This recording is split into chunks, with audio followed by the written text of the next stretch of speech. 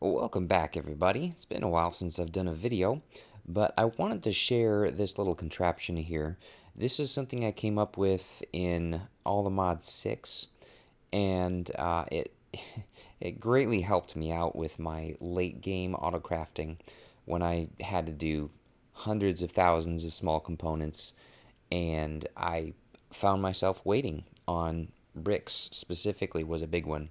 Um, to auto smelt and to craft from blocks into balls and then throw that out for smelting and whatnot.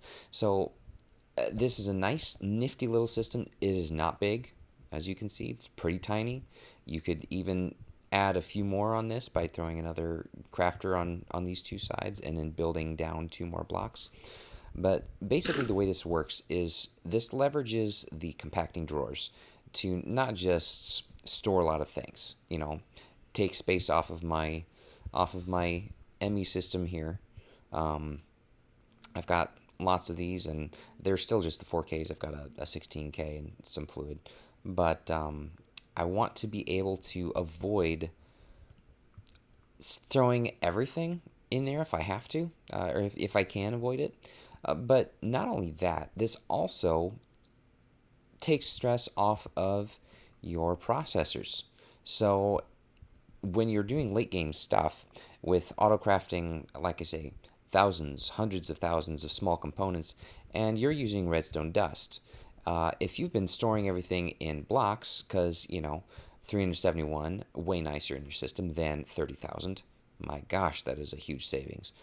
Um, you're going to have to downcraft that once, twice, and then you can use that for your components and then use those for your machines, whatever it is that you are doing all those crafting for. If it's AE2 system stuff, if it is something for the star, if it is something for mechanism, whatever it might be, if you're doing a crap load of things and you have so many operations, that will tie up your processors. It will tie up your processors. It'll tie up your providers and your assemblers. It'll make you sit there and have to wait if you didn't plan out right. And this is the next step of anything you have to do. Just sit there and wait for it to autocraft. No, no, no, no, no. Use this system. These let you use the storage buses to push and pull all of these items as they are, no crafting required. So it completely bypasses the processors. It completely bypasses the time that you have to wait for autocrafting. Um, and it gives you all of these things available in all of their forms. You don't have to do anything. They just sit there.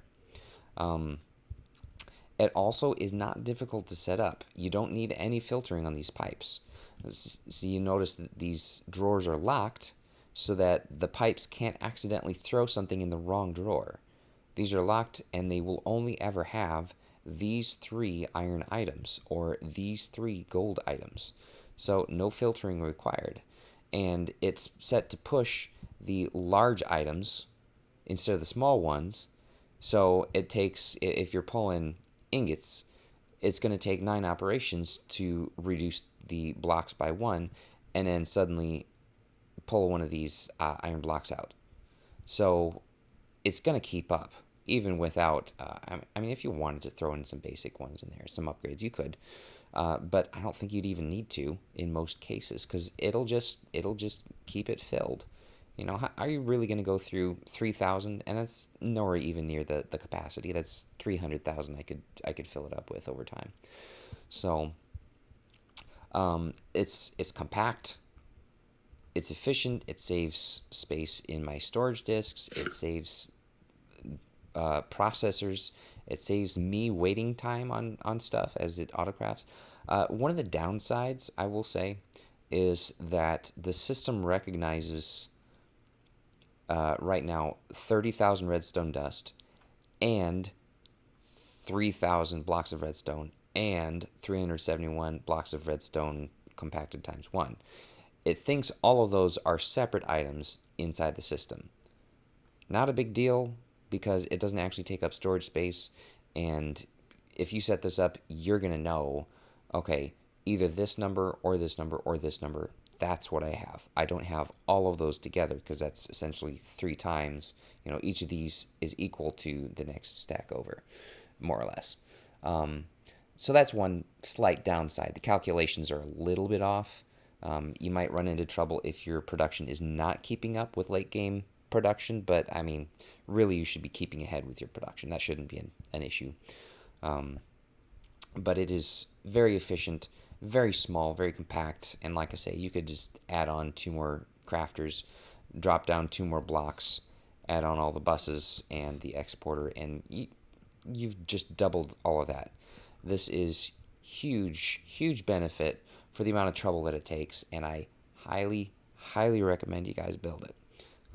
Not hard. It takes a little bit of time to wrap your brain around it. Make sure that you partition the storages so you can push and pull both ways.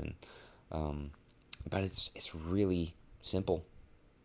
It's really small, really good. So I hope that some of you will find this useful. I hope that some of you will use it in your worlds. And hey, drop me a comment if you find another particular use for it. If it's not just late game stuff for making like solar reborn. I think that's what it was in Alamod 6. Solar Flux Reborn, I think, was the name of the solar panels that I was using for energy. But anyway, yeah, if you find another particular use for this, then drop a comment, leave a like if you found this helpful, if you enjoyed, and yeah, I will see you guys next time. Thanks for watching.